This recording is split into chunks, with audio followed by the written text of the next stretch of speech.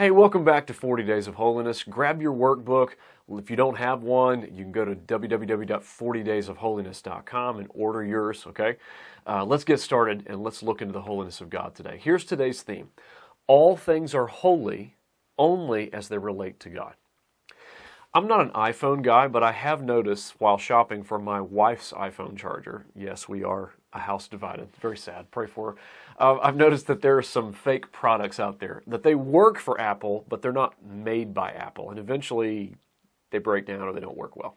If you're a mechanic, there are aftermarket parts that might not fit, and then there are OEM parts, original equipment manufacturer parts, those fit. Right? It's the same way in holiness. The only real thing comes from connection to God. He's the OEM. He's the original equipment manufacturer, and nothing else actually fits.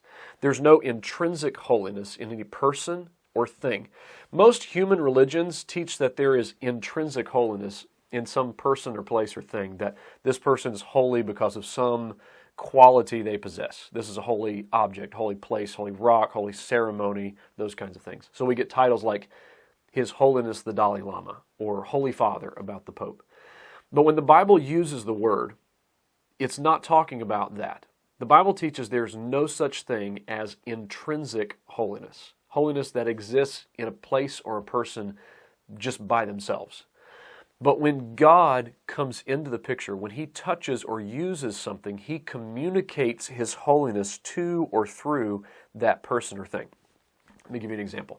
Exodus 3, when you read, the ground where you were standing, God said to Moses, is holy ground. What made that ground holy? Was it a special place? No, just a bush and some wilderness ground, right? But now it's holy. Why? Because God's there. In the Scripture, bread is holy if God says it's His. Oil, pots, sacrifices, a day, the created or the Mosaic Sabbath, gold. In fact, in Matthew 23:17, Jesus asked the crowd, He said, which is greater, the gold or the temple that makes the gold sacred, makes it holy? Well, what's that mean? Well, Jesus is saying that the gold in the temple is holy. Why is the temple holy? It's special? No. The reason the temple's holy is that God chose to place His presence there. He's there. So it's holy. He uses it, so it's holy. God's presence or touch or use makes things holy that were not holy before.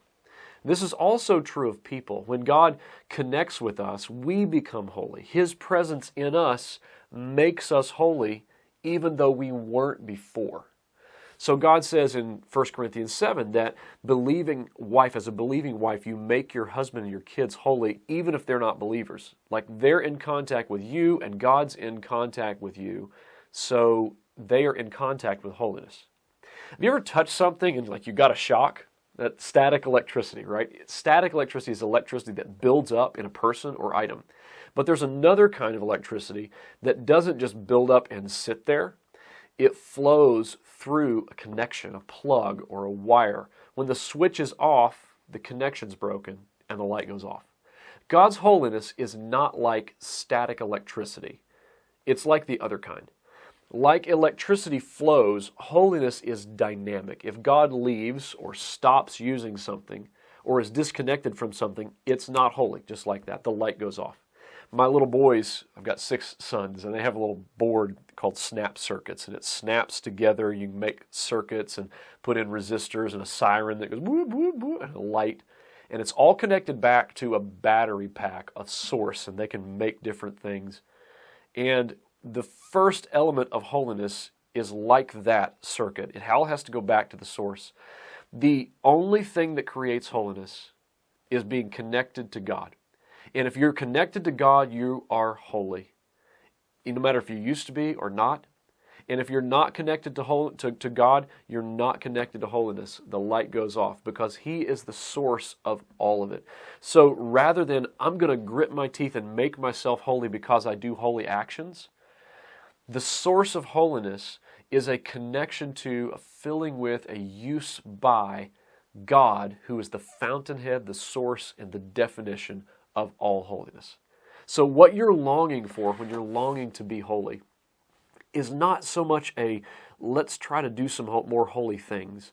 It is I need to be connected to the only thing that is the source of all holiness in this universe, and that's God. So together, we're going to strive to be that kind of person. That's where we're headed during this time. Let's talk about it some more tomorrow. Right now, I want you to go ahead and grab your workbook and spend time with the sample prayers and the meditation questions, and I'll see you back here tomorrow.